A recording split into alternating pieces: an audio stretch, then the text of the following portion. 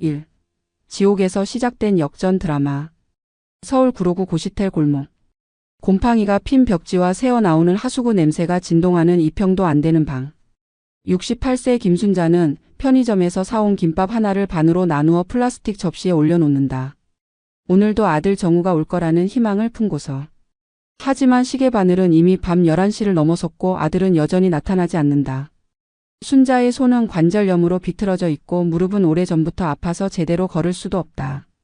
그녀가 입고 있는 옷은 동네 교회에서 받은 헌옷이고 발에 신은 신발은 밑창이 다 떨어져 나가 테이프로 붙여놓은 상태다.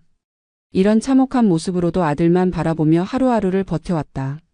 3일 전 40세 아들 박정우는 냉혹하게 선언했다. 자신은 이제 엄마를 더 이상 책임질 수 없다고. 자기도 아내와 두 아이를 먹여 살리기 바빠 죽겠다고 말하며 30만 원을 던져주었다. 그 돈이 순자가 가진 전 재산의 전부였다. 40년 동안 청소부, 식당 설거지, 폐지 줍기까지 하면서 아들 하나만 바라보고 살았는데 결국 쓰레기처럼 버려진 것이다. 순자는 차가운 김밥을 한 입 베어 물며 눈물을 삼킨다. 이제 정말 세상에 혼자라는 현실이 뼈저리게 느껴진다. 창밖으로는 비가 내리기 시작하고 천장에 곰팡이 핀 부분에서 물방울이 떨어져. 빈 양은 냄비 안에 똑똑 소리를 낸다. 이것이 68년을 살아온 김순자의 처참한 현실이었다. 1974년 18세의 김순자는 서울 강남구 삼성동에 위치한 2,000평 규모의 거대한 저택에서 살고 있었다. 그녀의 아버지 김태성은 동방그룹의 창립자로 건설업과 유통업 그리고 제조업까지 아우르는 당시 재계 7위의 거대 기업을 운영하고 있었다. 순자는 매일 아침 파리에서 공수해온 명품 한복을 입고 전용 운전기사가 모는 최고급 벤츠 600을 타고 이화여대 불문과에 다니는 전형적인 재벌가의 공주였다. 그녀의 하루는 화려함 그 자체였다.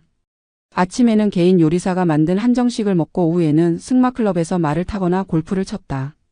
주말이면 아버지의 전용기를 타고 제주도나 일본으로 여행을 다녔다. 그녀의 옷장에는 샤넬, 디올, 구찌의 최신작들이 가득했고 손목에는 당시 가격으로 100만 원짜리 까르띠에 시계가 빛나고 있었다. 친구들과는 청담동의 고급 찻집에서 만나 유럽 여행 이야기를 나누는 것이 일상이었다. 하지만 운명은 가장 잔혹한 순간에 찾아왔다. 1975년 오일 쇼크가 터지면서 김태성의 사업체들이 도미노처럼 연쇄적으로 무너지기 시작했다. 더 치명적이었던 것은 정치적 탄압이었다. 당시 정권의 실세와 대립각을 세웠던 김태성은 하루아침에 모든 것을 잃게 되었다. 세무조사, 검찰수사, 은행의 대출 회수, 언론의 악의적 보도까지 모든 것이 마치 계획된 것처럼 동시에 몰려왔다. 정부는 동방그룹을 완전히 해체시키려 작정한 듯 했다. 가족들은 혼란 속에서 뿔뿔이 흩어졌다. 어머니 이순희는 충격으로 정신줄을 놓고 청담동의 한 정신병원에 입원했다. 오빠 김승호는 미국 유학생 신분을 이용해 LA로 도망쳤다. 19세가 된 순자만이 아버지 곁에 남아 있었지만 아버지 김태성은 결국 1976년 2월 14일 발렌타인데이에 한강 반포대교에서 시신으로 발견되었다. 유서에는 떨리는 글씨로 단 한 줄만 적혀 있었다. 순자야, 아빠가 미안하다. 너만큼은 꼭 살아남아라. 순자는 그야말로 하루아침에 거지가 되었다. 2,000평의 저택은 압류되고 스위스와 홍콩에 있던 비자금 계좌들은 모두 동결되었다. 그녀가 가진 것이라고 몸에 걸친 명품 옷가지 뿐이었지만 그마저도 압류 대상이었다.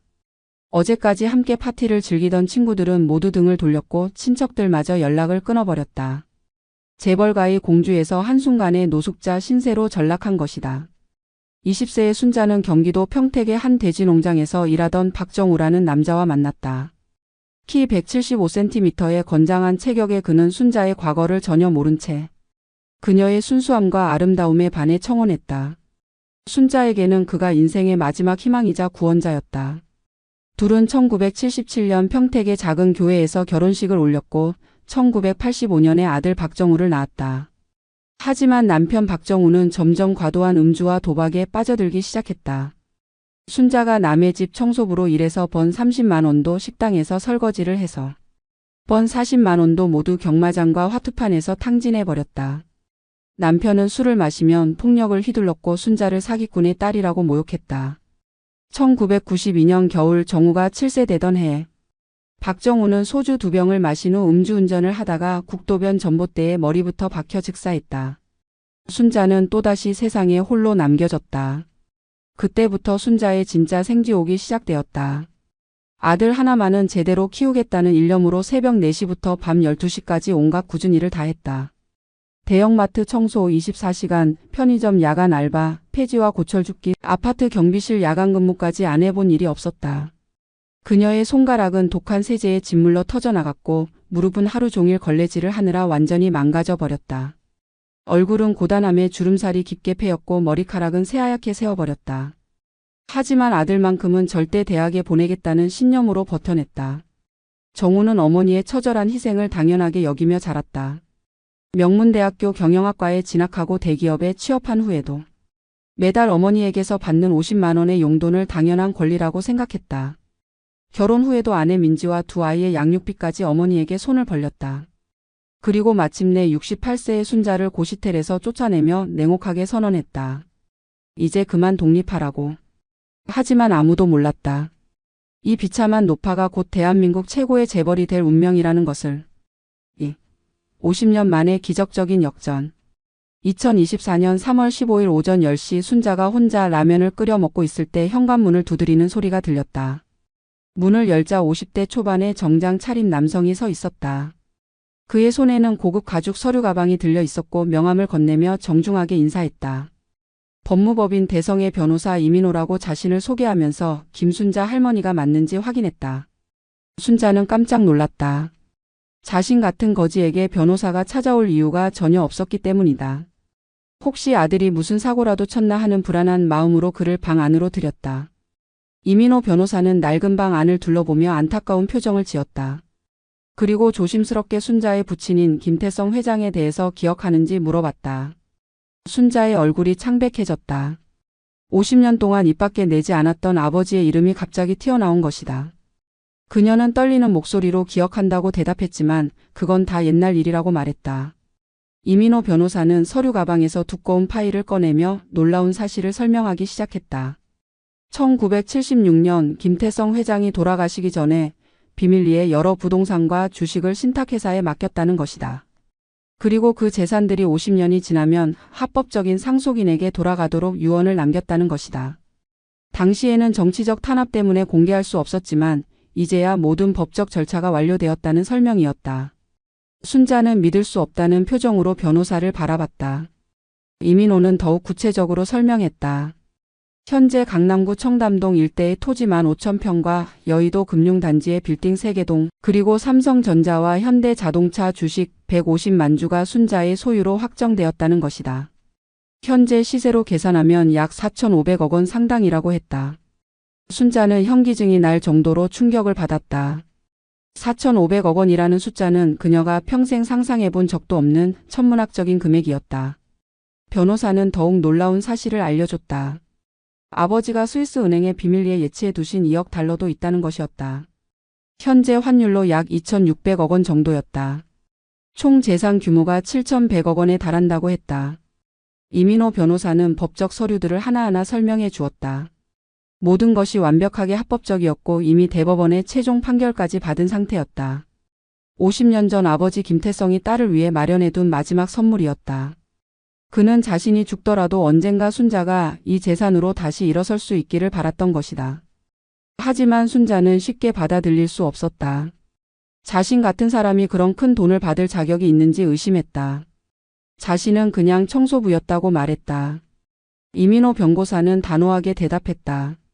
순자는 동방그룹의 적법한 상속인이고 50년 동안 고생한 것도 모자라서 자격까지 의심할 필요는 없다고 말했다. 며칠 후 모든 법적 절차가 완료되었다. 순자의 은행 계좌에는 7,100억 원이라는 어마어마한 금액이 입금되었다. 그녀는 평생 처음으로 VIP 고객 전용 은행 지점에 발을 들여놓았고 은행 직원들은 그녀를 극진히 모셨다. 50년 전 재벌가의 공주였던 김순자가 마침내 진짜 재벌로 다시 태어나는 순간이었다. 하지만 이것은 단순한 상속이 아니었다. 이것은 50년 동안 버티고 견딘 한 여인에 대한 우주의 보상이었고 곧 시작될 엄청난 복수극의 서막이었다. 아직 아무도 몰랐다. 그 비참한 청소부 할머니가 하루아침에 대한민국 10대 부자가 되었다는 사실을. 그리고 그녀의 진짜 전쟁은 이제부터 시작이라는 것을. 3. 재벌 제국의 화려한 부활. 2024년 4월 순자는 이민호 변호사와 함께 강남구 청담동의 한 고급 부동산 중개업소를 찾았다. 그곳에서 그녀는 자신이 소유하게 된 토지들의 규모를 직접 확인했다. 청담동 일대 15,000평의 땅에는 현재 고급 아파트 단지와 백화점 그리고 오피스텔이 들어서 있었다. 매달 임대료만 35억 원이 들어오는 황금 같은 부동산이었다. 여의도 금융단지의 빌딩 3개 동은 더욱 놀라웠다. 각각 40층짜리 초고층 빌딩으로 대형 증권회사와 은행들이 임차해 있었다. 월 임대료만 80억 원이 넘었다. 삼성전자와 현대자동차 주식에서 나오는 배당금도 연간 150억 원을 훌쩍 넘어섰다. 순자는 아무것도 하지 않아도 매달 100억 원 이상의 수익이 저절로 굴러들어오는 상황이 되었다. 하지만 순자는 여기서 멈추지 않았다. 이민호 변호사의 조언에 따라 아버지의 옛 동료들을 찾기 시작했다. 50년 전 동방그룹에서 함께 일했던 임원들 중 일부는 여전히 살아있었고 그들은 순자를 보자마자 눈물을 흘렸다. 사장님의 따님이 이렇게 고생하고 있었다는 사실에 죄송함을 표했다. 특히 아버지의 오른팔이었던 전 부사장 최만수는 78세의 나이에도 순자에게 무릎을 꿇고 사죄했다. 50년 전에 사장님을 제대로 도와드리지 못해서 이런 일이 벌어졌다며 자책했다. 그리고 이제라도 따님을 도와 동방그룹을 다시 일으켜 세우겠다고 다짐했다. 최만수는 현재 건설업계에서 상당한 영향력을 가진 인물이었고 그의 네트워크를 통해 순자는 재계 진출의 교두보를 마련할 수 있었다.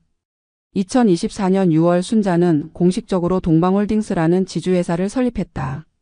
그리고 회장 직책을 맡았다. 강남구 테헤란로의 63층 초고층 빌딩 전체를 500억 원에 사들여 본사로 삼았다. 1층 로비에는 아버지 김태성의 대형 초상화가 걸렸고 그 아래에는 부활의 의지라는 금글씨가 새겨졌다. 순자는 더 이상 그 볼품없는 노파가 아니었다. 최고급 한복을 맞춰 입고 머리는 전문 스타일리스트가 매일 손질해 주었다. 얼굴에는 고급 화장품을 발랐고 목에는 10억 원짜리 다이아몬드 목걸이가 빛나고 있었다. 그녀를 보는 사람들은 누구도 3개월 전까지 고시텔에서 라면으로 연명하던 청소부였다는 사실을 믿을 수 없었다. 동방홀딩스는 설립 첫 달부터 파격적인 행보를 보였다. 부실한 중견기업들을 연이어 인수하며 사업 영역을 확장했다. 건설업, 유통업, IT업까지 손을 뻗었다. 순자는 아버지가 50년 전에 꿈꾸었던 종합상사를 현대적 감각으로 재현하기 시작했다. 특히 그녀가 설립한 동방건설은 단숨에 업계의 주목을 받았다. 첫 번째 프로젝트로 서울 강북구의 재개발 사업을 수주했는데 기존 건설업체들을 압도하는 파격적인 조건을 제시했다. 주민들에게는 기존 평수의 150%를 보장해주고 공사 기간 중 임시거주비까지 모두 지원한다고 발표했다. 언론들은 연일 신화적 상속녀의 등장, 50년 만에 기적적 복귀라는 제목으로 순자의 이야기를 보도했다. 각종 경제 잡지에서는 그녀를 표지 모델로 기용했고 재계에서는 그녀의 일거수일투족을 주목했다. 불과 몇 달 만에 순자는 대한민국에서 가장 주목받는 인물 중 하나가 되었다. 동방홀딩스의 주가는 상장 첫날부터 연일 상한가를 기록했다. 투자자들은 김순자 회장의 리더십과 비전에 열광했다. 그녀가 인수한 계열사들도 모두 흑자로 돌아섰고 직원들의 월급은 업계 평균의 150%로 인상되었다. 순자는 직원들을 가족처럼 대했고 그들 역시 회장님을 위해서라면 목숨이라도 바칠 각오로 일했다. 하지만 순자의 마음속에는 복수의 불길이 타오르고 있었다. 50년 동안 자신을 무시하고 외면했던 모든 사람들에게 대가를 치르게 할 계획이었다. 특히 자신을 쓰레기처럼 버린 아들 정우에게는 절대 용서할 수 없는 분노가 쌓여 있었다. 진짜 전쟁은 이제부터 시작이었다. 4. 무너져가는 아들의 비참한 몰락. 같은 시기 정우의 삶은 걷잡을 수 없이 나락으로 떨어지고 있었다. 그가 대리로 근무하던 중견 무역회사 대성상사는 중국 바이어의 계약 파기로 인해 30억 원의 손실을 입었고 회사 측은 그 책임을 정우에게 전가했다. 사장은 정우가 제대로 관리를 못해서 이런 일이 벌어진 거라며 호되게 질책하며 즉시 해고를 통보했다. 40세의 나이에 갑작스럽게 실업자가 된 정우는 패닉 상태에 빠졌다. 아직 어린 두 아이의 학비와 아파트 대출금, 그리고 아내의 생활비까지 감당해야 할 돈이 산더미 같았다. 그는 미친 듯이 이력서를 넣어댔지만 40세라는 나이와 해고 이력 때문에 어디서도 받아주지 않았다. 절망한 정우는 마지막 수단으로 지인의 소개를 받아 치킨집 창업에 뛰어들었다. 전세금 2억 원을 빼서 가맹비와 인테리어비로 투자했지만 코로나 여파와 경기 침체로 손님은 하루에 서너 명이 고작이었다. 매달 적자가 500만 원씩 누적되더니 결국 6개월 만에 문을 닫아야 했다. 설상가상으로 아파트 대출금을 연체하기 시작하면서 은행에서 독촉 전화가 하루에도 수십 통씩 걸려왔다. 연체 금액이 2천만 원을 넘어섰고 이번 주 내로 해결하지 않으면 강제 경매에 들어간다는 통보를 받았다. 정우는 밤잠을 이루지 못하고 술에 의존하기 시작했다. 아내 민지는 그런 정우를 보며 점점 냉담해져 갔다. 당신 엄마한테라도 도움을 청해보라고 말했다. 이러다가 정말 길거리에 나앉게 게 생겼다고 걱정했다. 하지만 정우는 자존심 때문에 고개를 저었다. 내가 엄마한테 어떻게 다시 손을 벌릴 수 있느냐며 내가 독립하라고 했는데 어떻게 다시 찾아가느냐며 버텼다. 민지는 결국 친정으로 두 아이를 데리고 떠났다. 당신이 정신 차릴 때까지 따로 살겠다고 선언했다. 아이들을 이렇게 불안하게 키울 수는 없다며 짐을 쌌다. 정우는 혼자 남은 아파트에서 소주병을 들고 울부짖었다. 불과 1년 전까지만 해도 중산층의 편안한 삶을 살았는데 이제는 모든 것을 잃어버린 것이다. 2024년 7월 어느 날 정우는 친구들과 함께 포장마차에서 소주를 마시다가 TV 뉴스에서 충격적인 소식을 접했다. 아나운서가 최근 재계에 혜성같이 등장한 동방홀딩스의 김순자 회장이 올해 포브스 선정 한국 부자 순위 8위에 올랐다고 발표했다. 화면에는 고급 한복을 입고 당당하게 걷는 노인 여성의 모습이 나왔다. 정우는 소주잔을 놓치며 벌떡 일어났다. 그 여성의 얼굴이 자신의 어머니와 똑같았기 때문이다. 김순자 68세 7,100억 원의 재산이라는 자막이 화면에 떠올랐다. 친구들은 정우의 창백해진 얼굴을 보며 무슨 일인지 물어봤지만 정우는 대답할 수 없었다. 정우는 떨리는 손으로 핸드폰을 꺼내 포털 사이트에서 김순자 회장을 검색했다. 수백 개의 기사가 쏟아져 나왔다. 50년 만에 부활한 재벌가의 상속녀 7,100억 원. 상속받은 기적의 할머니, 동방그룹 재건하는 김순자 회장이라는 제목들이 눈에 들어왔다. 모든 기사의 사진 속 인물이 바로 자신이 3개월 전에 고시텔에서 쫓아낸 어머니였다. 정우는 그 자리에서 주저앉았다. 머릿속이 하얗게 변했고 심장이 터질 것처럼 뛰었다. 자신이 쓰레기처럼 버린 어머니가 하루아침에 대한민국 10대 부자가 된 것이다. 만약 자신이 어머니를 버리지 않았다면 지금쯤 재벌가의 아들로 떵떵거리며 살고 있을 텐데라는 후회와 절망이 물밀듯이 몰려왔다. 그날 밤 정우는 잠을 이룰 수 없었다. 어머니의 전화번호로 수십 번 전화를 걸었지만 이미 번호가 바뀌어 있었다. 절망한 그는 동방홀딩스 본사로 찾아갔지만 경비원들이 그를 막아섰다. 회장님께서는 일반 인과의 면담은 일체하지 않는다는 말을 들었다. 정우는 건물 앞에서 하루 종일 기다렸지만 어머니는 나타나지 않았다. VIP 전용 주차장으로 들어가는 최고급 벤츠만이 그의 눈에 띌 뿐이었다. 그 벤츠 안에 어머니가 타고 있다는 사실도 모른 채 말이다. 순자는 선글라스를 끼고 아들의 비참한 모습을 차창 너머로 지켜보며 차가운 미소를 지었다. 이제 내가 나를 찾는다는 생각이 들었다. 며칠 후 정우에게 더욱 충격적인 소식이 전해졌다. 그가 빚 보증을 섰던 지인이 야반도주를 한 것이다. 5천만 원의 보증 채무가 고스란히 정우에게 넘어왔다. 설상가상으로 아파트는 경매에 넘어가서 강제 퇴거 명령을 받았다. 정우는 말 그대로 길거리로 내몰렸다. 그는 지하철역 대합실에서 밤을 보내며 어머니에 대한 기사들을 계속 검색했다. 어머니가 재단을 설립해서 불우한 노인들을 돕고 있다는 뉴스, 새로운 건설 프로젝트에 투자한다는 뉴스, 해외 투자자들과 만나고 있다는 뉴스까지 모든 것이 현실 같지 않았다. 정우는 마지막 희망으로 동방홀딩스에 정식으로 면담 신청서를 제출했다. 그는 신청서에 자신이 김순자 회장의 친아들이라고 적었다. 하지만 며칠 후 돌아온 답변은 냉혹했다. 면담 불가라는 간단한 한 줄이었다. 절망에 빠진 정우는 술에 의존하기 시작했다. 편의점에서 소주를 사서 공원 벤치에 앉아 홀로 마시며 눈물을 흘렸다. 40년 동안 어머니의 사랑을 당연하게 여겼고 결국 그 사랑을 발로 차버린 자신이 너무나 한심했다.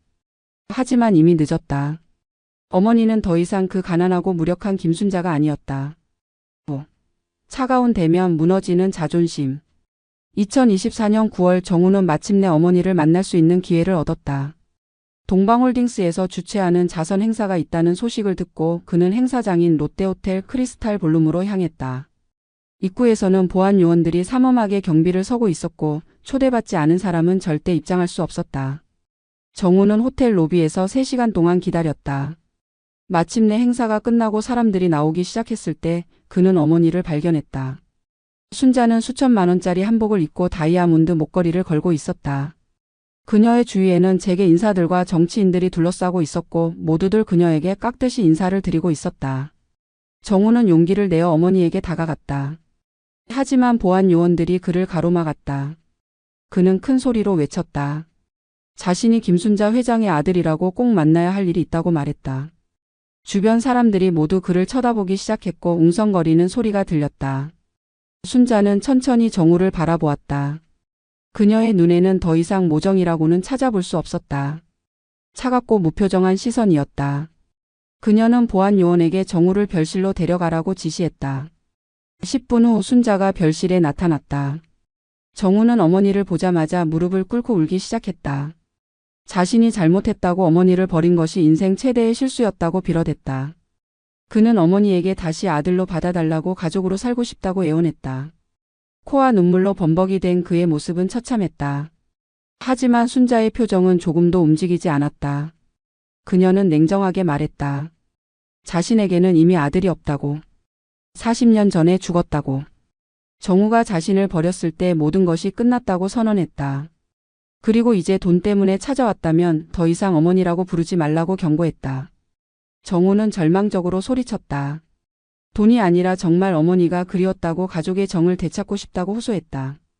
하지만 순자는 비웃으며 대답했다. 40년 동안 어디에 있었느냐고, 자신이 고시텔에서 라면으로 연명할 때는 왜 찾지 않았느냐고 반문했다. 순자는 더욱 차갑게 말했다. 자신은 이제 대한민국 10대 부자이고 수천 명의 직원들이 자신을 의지하고 있다고.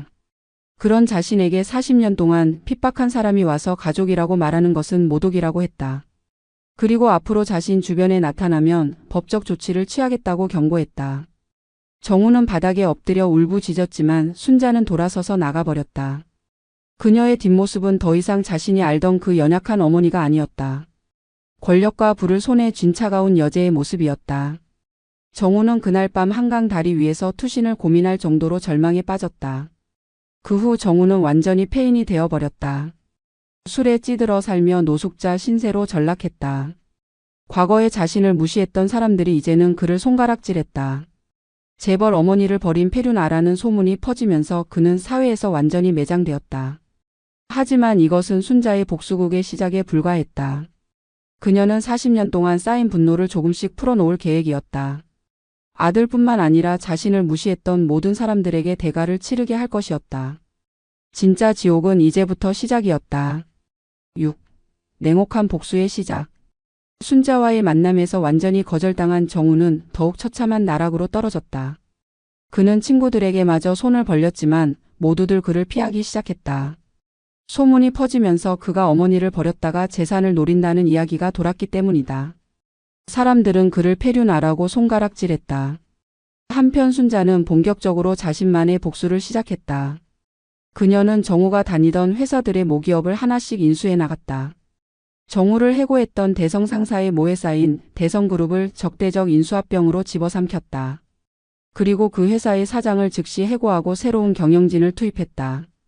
정우를 무능하다고 모욕했던 그 사장은 하루아침에 거리로 쫓겨났다. 순자의 복수는 여기서 그치지 않았다.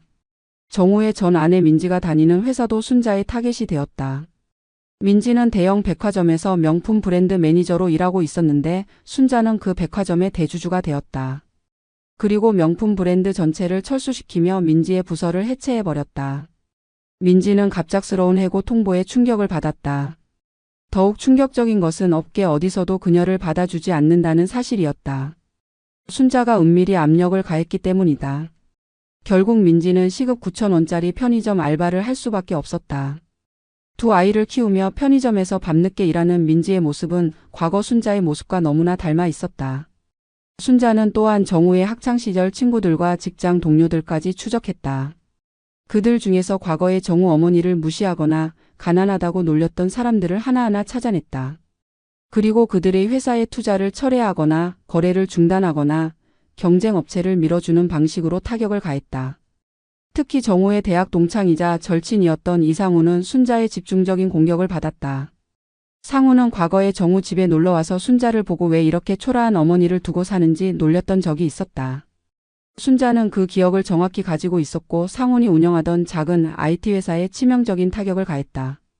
순자는 상훈의 주요 고객사들에게 더 좋은 조건을 제시하며 계약을 빼앗아갔다. 그리고 상훈이 대출받을 예정이던 은행에 압력을 가해 대출을 거부하게 만들었다. 결국 상훈의 회사는 3개월 만에 부도가 났고 상훈은 개인 보증 때문에 수십억 원의 빚을 떠안게 되었다. 이런 일들이 계속되자 사람들은 서서히 눈치채기 시작했다. 김순자 회장의 복수가 시작되었다는 것을. 그녀가 과거 자신을 무시했던 모든 사람들을 하나씩 응징하고 있다는 소문이 재계에 퍼졌다. 사람들은 공포에 떨며 혹시 자신도 그녀의 복수 리스트에 있는 것은 아닌지 걱정하기 시작했다. 순자는 언론 인터뷰에서 차가운 미소를 지으며 말했다. 과거의 상처는 결코 잊혀지지 않는다고. 50년 동안 고통받았던 시간들에 대한 대가는 반드시 치러야 한다고. 그녀의 이 말은 전국의 모든 사람들에게 경고 메시지가 되었다. 정우의 과거 상사들도 하나둘씩 몰락하기 시작했다. 그를 갈굼했던 부장은 횡령 혐의로 구속되었고 그를 무시했던 동료들은 회사에서 쫓겨났다. 심지어 정우가 다니던 아파트의 관리사무소장까지도 순자의 복수 대상이 되었다. 그는 과거의 관리비를 연체한 순자를 모욕했던 적이 있었는데 갑자기 아파트가 매각되면서 일자리를 잃었다. 한편 정우는 모든 일의 중심에 자신이 있다는 것을 깨달았다. 어머니의 복수가 자신으로부터 시작되어 주변 모든 사람들에게 퍼져나가고 있었다. 그는 자신 때문에 무고한 사람들이 피해를 입는다는 죄책감에 시달리기 시작했다. 정우는 다시 한번 어머니에게 매달려 보기로 결심했다.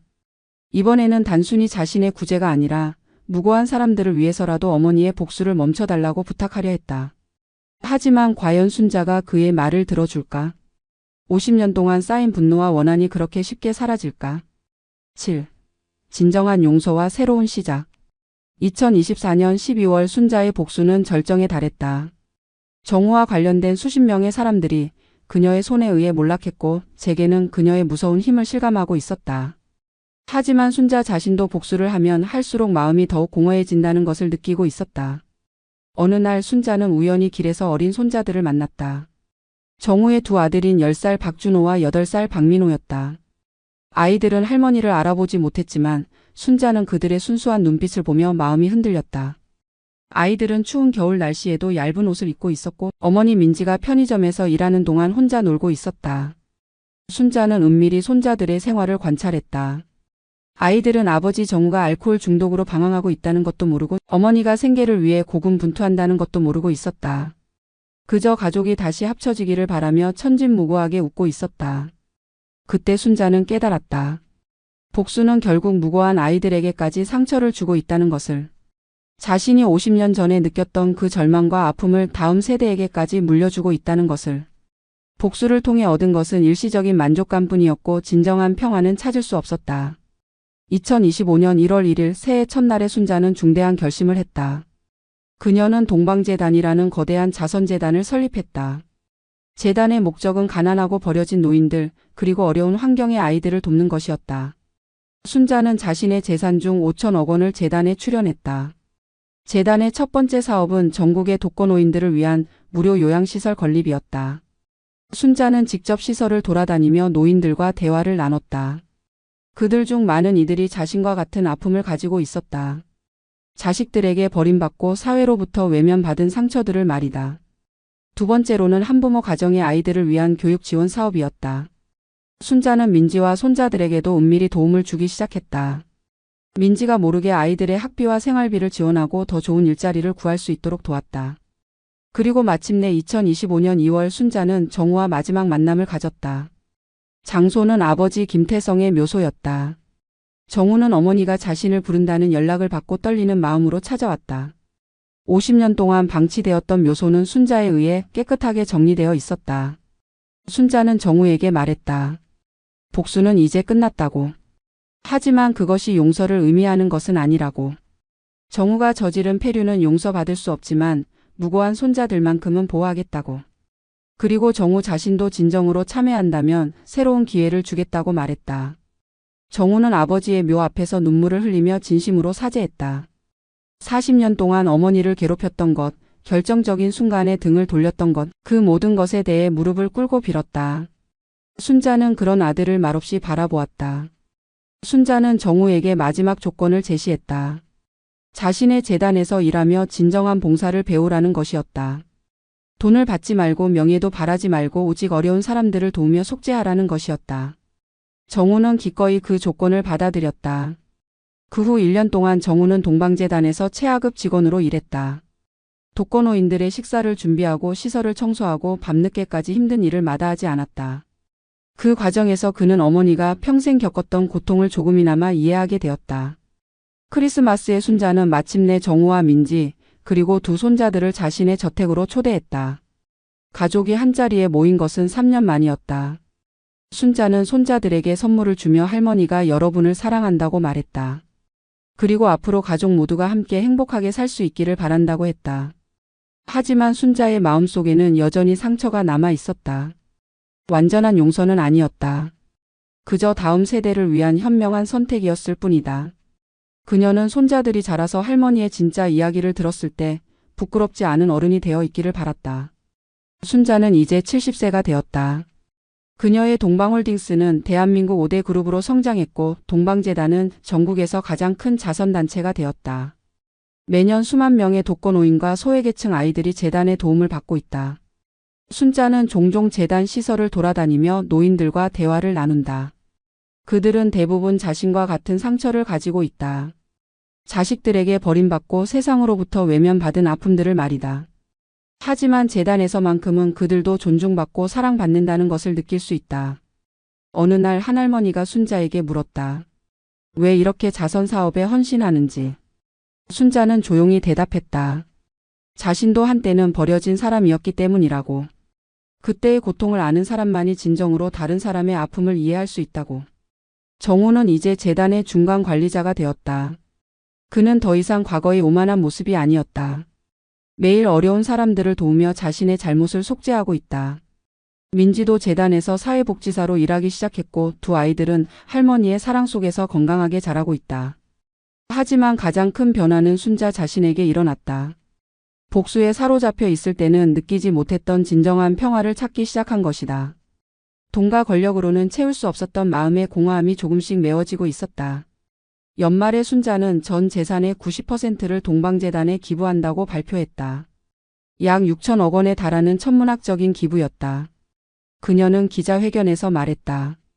돈은 결국 흘러가는 것이지만 사람의 진심과 사랑은 영원히 남는다고. 순자는 또한 전국의 모든 독거노인들에게 메시지를 전했다.